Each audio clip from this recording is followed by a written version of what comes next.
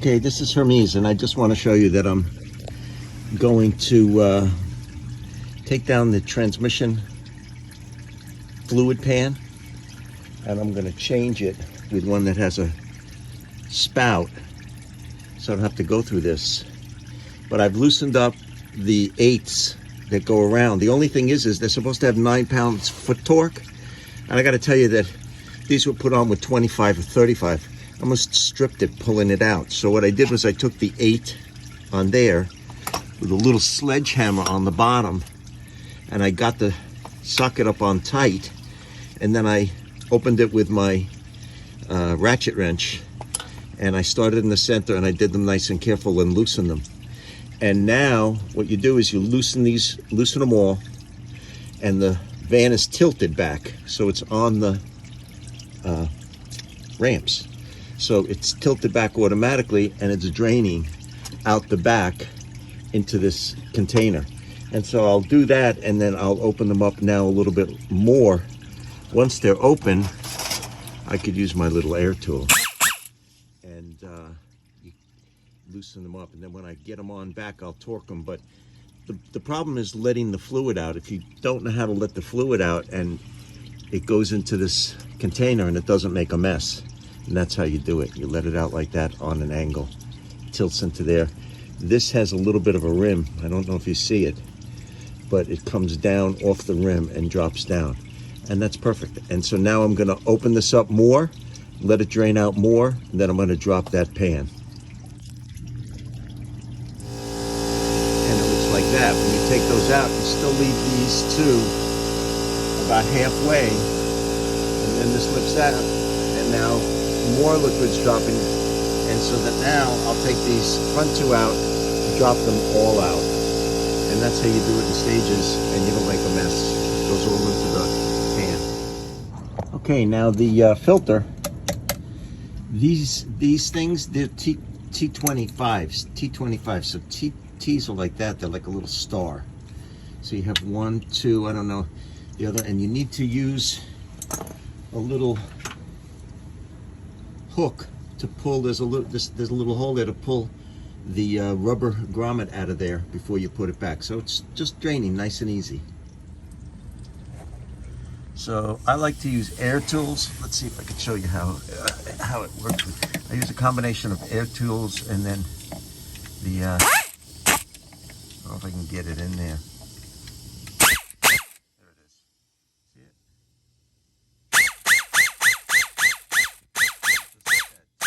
There'll be 3 of them. There's 1, and I'll find the other 2 and open them up. I thought there was 3, but there's only 2 on the new one. It's an OEM Mopar, right? So the Mopar part is this one. That's a Mopar part to the filter. And so this mess up here that they did, and they torqued them to 30 pounds. That was horrible. And then there's a mess over here, which is the other, I guess, gasket grommet. So you use this tool. It's a razor blade and a thing to clean that all off. That whole thing's got to be clean. There's also a little O-ring in here. This thing has to come out. So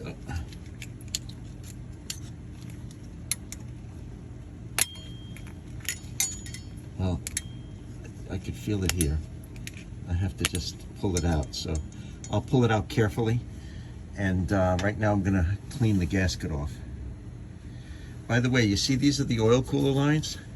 I'm gonna put it, the top one is the hot one, the bottom one's the cool one. I'm gonna add an oil cooler to the vehicle. There is a auxiliary oil cooler here, transmission fluid cooler, see it? It goes all the way across the bottom. But I'm gonna add an oil cooler. I'll show you that when we get it, but it's this one here. I'm gonna add an oil cooler, and I'll show you how to do that. You can never have too cool transmission fluid. It's not like engine oil fluid temp. To give you, let's see if I can give you a little idea of what I'm going to be removing with that razor blade. See if I can catch some of it. See this? See this stuff here? I don't know if it's too much light. This stuff. come around and clean all that stuff off. So you have to really work out it if you want to get this little plug that comes with it out. So you have to put a screwdriver here and tap it till you can bend it a little bit, and then you can pull it out. Right now, that's out. That's nice and clean, everything.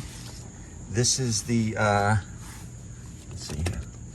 This is the new one with a new gasket. And this one has a plug. So if you want to, which is what I'm going to do, and change the filter every 30,000 miles, but I'm going to change the oil every 15,000 miles, maybe something like that. I don't have to worry about that plug getting caught on anything, and because I have the E-guard. So I'm going to put that back in, and that's good. After that, we're going to install the oil cooler, but I'll wait till the daylight. And voila. So that's the new pan, and they need to be torqued down to about, it's supposed to be 9 foot-pounds. So I use one finger, nice and snug, but definitely not 30 pounds like those idiots did. And that little collar and everything, it was a little bit rough to, with a little patience to get it in. You have to wiggle it in. And so now I can let the fluid drain without a problem, and then either open it up or whatever, so I don't have to open up the back. And that's the end of that. So tomorrow, this is the hot hose, this is the cold hose, and I will cut that, put a little cooler on, and add 10 ounces of liquid to the tranny fluid. Okay, see you tomorrow. So now that everything is nice and neat in the evening, I took this off. It's only 427 star, and this is where the cooler is going to go, and it's all ready for tomorrow. So it's sitting there, and we'll be ready to go. Okay, to do the oil tranny, the cooler, you have to take this piece off, and this piece is held on by these things, 4 of them. They go on the top, and it's a 27, a T27 star. You take 1, 2, 3, 4. You lift this thing up.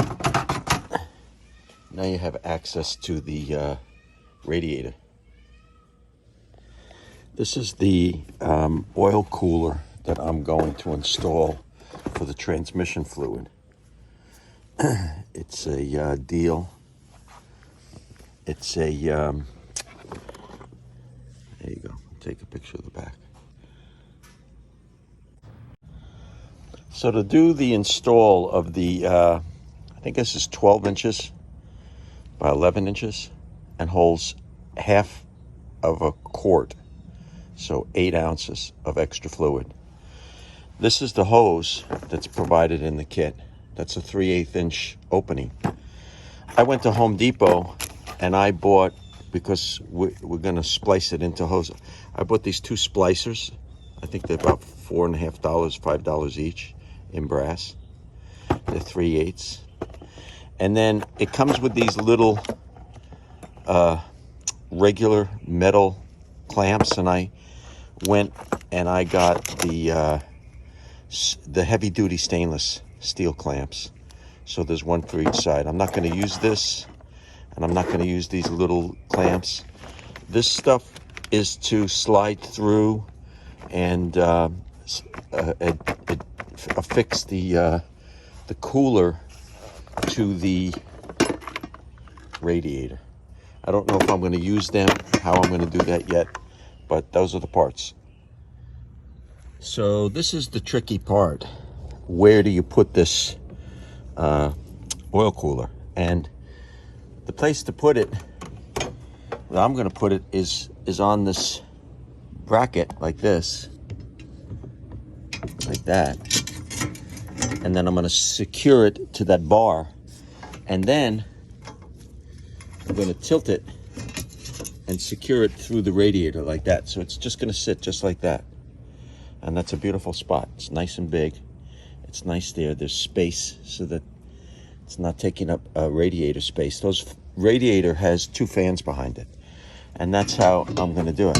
And the way you do this is you connect these two lines to here, make a loop. For that, I'll use the original clamps. And then from underneath, I'll pull the loop to see where the tube needs to be cut against the tubes that are already in there. So that's how that's going to work. The secret to getting this on is to take a little bit of the transmission fluid and put it on those posts so that it can slide, because otherwise it doesn't move at all. The thing here is that you got to put this in and move the hoses down by that little opening. See that little opening? Then use a tool like this to grab the hose through that opening. Measure up the hose, cut it, pull it out again, and then install it. So I have it propped up to where it's going to be approximately. And then I pulled the hose through here, like that. And then that's where the hose is going to go. It's going to come from the low line. So it comes from the transmission. This is the return. This one here, the bottom's the return. Yesterday, I turned on the transmission and the top hose is hot. So that's the one that's going to the radiator cooler. And this is the return line. So it's the return line that we want to tap into. What we want to do is go one way like that, going back, and then come the other way, this way where my thumb is, and tie into the one going in. That's how that works. So you're coming through the radiator, and then as it comes out of the transmission cooling radiator, it goes through the cooler and then back to the transmission. That's the route. So using the same tree limb, I guess, pruner, nice and sharp, I cut this line to where it's going to go right there, and then the longer line to where it's going to come around. That's how it's going to work. So here you can see I have it cinched down with two zip ties on each side. The one above pulls it down onto the bar. The one above it pulls it down onto this mounting bar of the other cooler. And so it's solid. But I'm going to tilt it back like that and connect it like that through there if I can. Okay, that was a little complication. I have to remove this. I have to open this up so this comes out. So there's a bunch of those same types of these things. 27s. 1, 2, 3, 4, 5, 6, 7, 8, 9, 10, 11, 12, 13, something like that. So they have to all be removed, which you can do with your air tool, nice and easy. And now there's a little clip in here. You have to pull it away from the clip on both sides after that. And now I can get access to the radiator, the back of the radiator, which is what I need to push this through, this piece that connects it. So makes it a little more complicated. And then I'll cinch it down to the radiator like that, so it doesn't move. So the way this works is there's actually a radiator. This is the radiator back here, nice and big and thick, and it sits on the mount down there. And then you have this, which is the air conditioning condenser, right? This is the air conditioning condenser. The hoses go down to the air conditioning compressor. So you have the air conditioning condenser in the front, which is this, and that's what I'm going to attach that to. I've already stuck it through here, right? You can see it coming out there like that. And then that's the radiator. That's the radiator. So that's the way that works, in case you're wondering. What you think here is the radiator is not. It's the air conditioning condenser. That's good for a couple of reasons. Number one, and that's a typical way that you set it up, if anything happens, you get a leak in here, you're going to lose Freon. That way you're not going to get something's not going to hit there and get a leak in there. But I have put a screen on the back of the front of the grill over here, so nothing gets in there, nothing hits into there in terms of debris, road debris.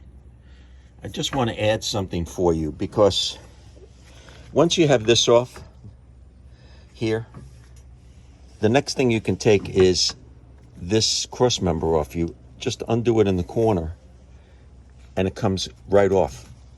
Once you have this off, all you do is you unhook these two top mounts here and you disconnect your radiator.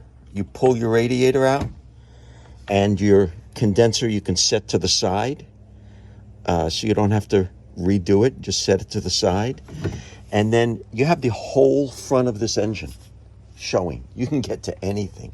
You can change your transmission. From there, it's just a couple of steps away from opening the whole thing up. It's very easy to open up the front of this Promaster. Then you have these two pieces. They go with the thing that attaches. So this one will go on the back of that, like that. Peel it off and it'll stick onto that. And then this one will lock it on like that. And so it's not, if there's any vibration or whatever, it's not going to hurt the fins of the condenser radiator. And on this side over here, it's not going to matter, because it's going to pull into this hole. I don't have it going through there or these holes. So the final mount is very, very solid. It's on the crossbar, double zip tied. The bottom is resting on this mount. The top is through the condenser radiator in the back, just like that. Nothing's going to happen. And this thing is solid like a rock. The kit comes with 4, so I have 2 extras of these in case I ever have to cut them and move this away and do anything in the future. Before I hook this up, let me show you. Number one, you have to put these, I put these return lines above the UHG current, the big major, the big major line, the 4.0. And that's because if I ever have to take it down or do anything like that, it doesn't, I don't have to disconnect the transmission fluid lines. The first thing. The second thing is it provides a nice high repose for it. And so what's happened here is the one is going to go here. See it? Remember to put a container under these things. They have fluid in them. So one's going to go here. It's cut right there. And the other one's going to have a little loop, a gentle loop, and go just like that. And that's going to be the setup. So there it is. These stainless steel, they're very good. So you have the cool line. So it's going in, so the hot is going into the regular radiator. Then it's coming out of the regular radiator, coming into the cooler, then coming out from the cooler and continuing back to the transmission. So when I put the fluid in and start it up, hopefully there's no leaks. So this is important. Now I'm going to add the fluid, and the regular fluid is, with the filter, is 5.5 quarts, but this unit takes 8 ounces and the line takes 4 ounces, so that's 12 ounces. So I don't go by these things over here. That is not going to be good enough for a transmission. It has to be exact. So what I do is I measure the fluid level like that, and then I'll take the inch measurement and I'm going to mark a line here with my silver scriptum so that I will know what half of a quart is, which is 16 ounces, right? And then 12 ounces. So it's going to be 28 ounces over the 32. I'm going to leave 4 ounces in the container. That's how it's going to work. And it's marked off. I should be able to leave them by marking it off, but I'm going to do it with the scripter. So I've done a post on how to check your transmission fluid, and I have the oil dipstick marked to use the oil dipstick. But now what I'm going to do is I'm going to use this large zip tie, and I have, using the chart, marked off based upon the edge where it hits the min and the max mark. And that is, let's see what else I have marked on here. So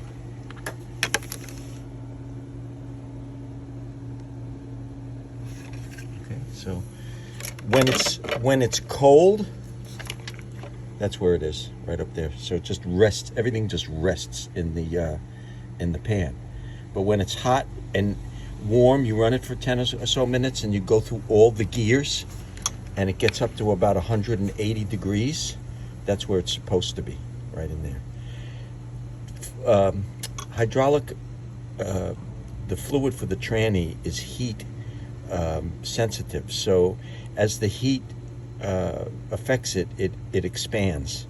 I believe it expands. After I'm done, I'll run it and check it. But right now, I'm going to put the exact amount: 5.5 for the regular fill, and then an extra 12 ounces for the extra cooler and the lines. Now, you know where the I know that they've done plenty of it. There's plenty of it about where it is. It's right there. See that down there? That little thing? You have to twist it off to the left. That is the filler line for the automatic transmission fluid. And the proper thing to use is something like that. Just putting the oil in nice and easy. Transmission fluid. So as I said from the start, this thing goes back, it snaps into place like that. You have to get that on there. And then you just put these screws in like this.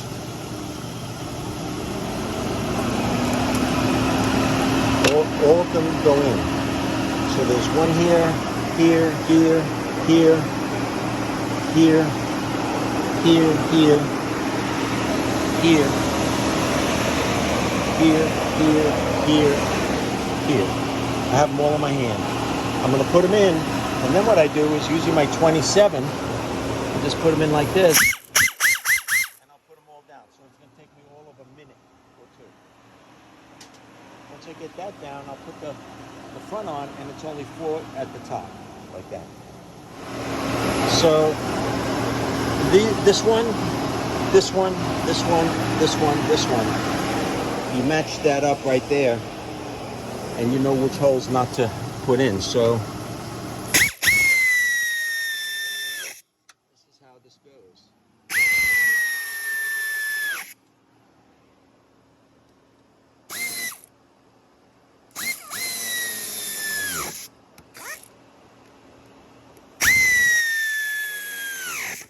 And I'll do that around the other ones that are all in. And so before you close this up, you take your air, right? You get the compressor in the back, and you blow it out. You clean it out. Whatever's in there, get it clean before you put the top back on.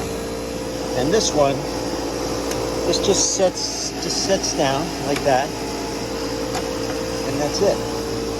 Just on the top. It sets into the grooves down here, right here, and it sets in there. I just want to show you something. Take this out for a second. See what I did? And I'm going to clean it.